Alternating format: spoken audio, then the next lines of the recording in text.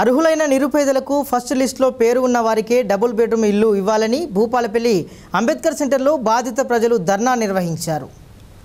Double bedroom కేటాయింపులో తమకు అన్యాయం జరిగిందని శనివారం భూపాలపల్లి అంబేద్కర్ సెంటర్లో బాధిత ప్రజలు ధర్నా నిర్వహించారు.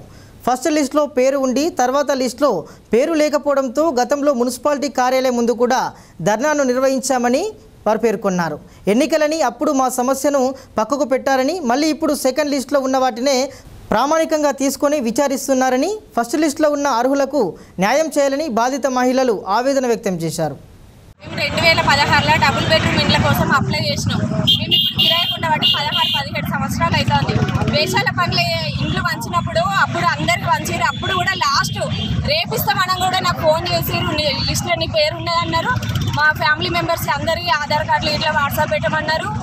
నేను పెట్టిన తెల్లారి మళ్ళీ నేను ఫోన్ చేసి అడిగితే నీకు రాలేదు, నీ వరకే క్లోజ్ అయింది, మళ్ళీ కొద్దిగా గట్ట ఇలా ఈ భాస్కర్ గడ్డ అందులో పెట్టిస్తామని అన్నారు.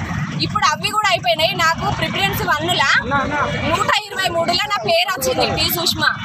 ఇప్పుడు చూస్తే వేరే వాళ్ళ పేరు ఉన్నది. ఇప్పుడు నాకు అదే నెంబర్ మీద నాకు అదే డబుల్ బెడ్రూమ్ ఇల్లు నాకు మంజూరు కావాలని నేను కోరుకుంటాను.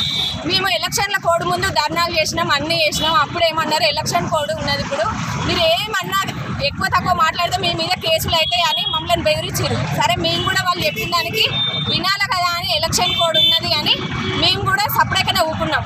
ఇప్పుడు మమ్మల్ని కమిషనరు డిసెంబర్ 10 తారీఖు కలవమన్నాడు. మేము 11 తారీఖు కలిసినాం సార్ని. కలిస్తే సార్ ఏమంటాడు, మేము ఎంక్వైరీ చేపిస్తానమంటాడు. ఎవరికి చేపిస్తాడు?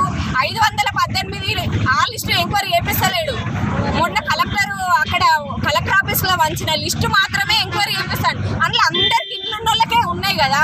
ఇప్పుడు అవెందుకు ఎంక్వైరీ చేస్తారు? మాకు లేని వాళ్ళకి ఎంక్వైరీ చేసి ఇవ్వాలని మేము అడిగినాం. ఇప్పుడు మా రూట్ చేంజ్ చేసిరు, మొత్తం రేకుల ఇంట్లో ఉన్న వాళ్ళకు ఎలిజిబుల్ అట. మరి మాకు మొత్తమే లేవు కదా, మేము ఎక్కడ ఉండాలి? వాళ్ళని ఎలిజిబుల్ చేస్తారట రేకుల ఇంట్లో ఉన్న వాళ్ళను. అంటే వాళ్ళకు 4-5 పోర్షన్లు రేకుల ఇల్లు ఉన్నా కూడా వాళ్ళు కిరాయిలకు ఇచ్చుకొని బతకచ్చు. ఇప్పుడు మేము ఎక్కడ ఉండాలి? మా ఇంట్లో నాకు 123 మీద వచ్చింది. నా 123 మీద నేను రేపు పోయి అక్కడనే ఉంటాయి ఇక అంతే.